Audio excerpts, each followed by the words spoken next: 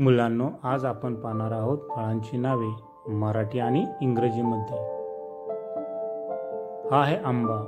आंबा म्हणजे मँगो।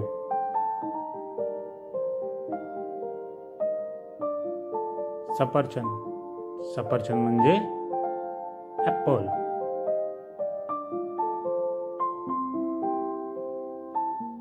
केळी।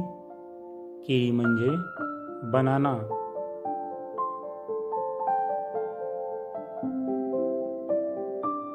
कलिंगड।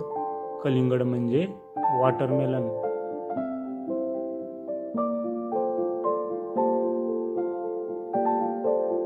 फणस। फणस म्हणजे जॅकफ्रूट।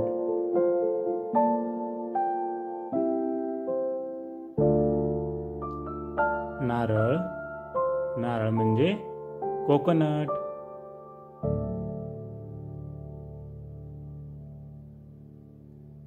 हा आहे पेरू। पेरू म्हणजे गुआवा।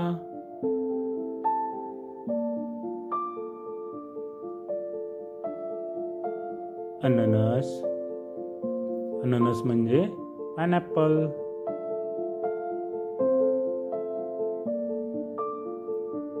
पपई। पपई म्हणजे पपैया।